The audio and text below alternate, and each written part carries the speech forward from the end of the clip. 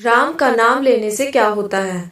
वृंदावन में एक संत हैं श्री प्रेमानंद जी महाराज, जिनकी ख्याति देश विदेश में हो रही है। जिनकी दोनों किडनी 18 साल से खराब हैं और 18 साल पहले डॉक्टर ने उनको बताया था कि आपकी दोनों किडनी खराब हैं, आप 2.5 साल से ज्यादा या 5 साल के अंदर अंदर आपकी मृत्यु हो जाएगी। श्री महाराज जी ने कहा कि जैसे राधा की कृपा वैसा ही होगा। आज वह 18 साल से दोनों किडनी का नाम राधा और कृष्णा रख दिया। आज भी उनके हृदय में साक्षात राधा जी विराजमान हैं। तो हम भी यही कहते हैं कि नाम की महिमा अपरंपार है। उनके मुखारविंद से हमने एक लघु कथा को सुना है कि 2 भाई थे। एक भाई भगवान का भजन कीर्तन करता था, पूजन पाठ करता था, और एक भाई कभी भी भगवान का नाम नहीं लेता था। बड़ा भाई कहता था कि कभी कभी ईश्वर का नाम लिया कर, राम का नाम लिया कर, तुझे मनुष्य जन्म मिला है। वह कहता कि क्या होगा राम का नाम लेने से, मैं नहीं लूंगा। फिर भी तुम कह रहे हो तो मैं राम बोल दिया करता हूँ। बस एक ही बार राम को बोला। कुछ दिनों बाद उसकी मृत्यु हुई।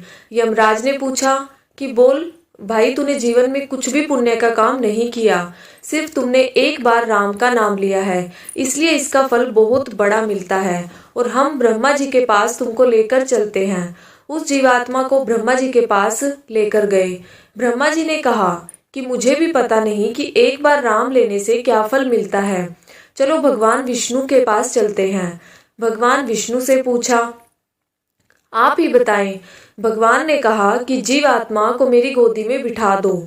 उस जीवात्मा को भगवान ने अपने गोद में बिठाया और भगवान ने कहा कि देखो, एक बार राम लेने से मेरी गोदी में आ गया, और अगर जीवन पर्यंत मेरे नाम को कोई लेगा तो वह कहाँ बैठेगा, कितना उसका उद्धार होगा।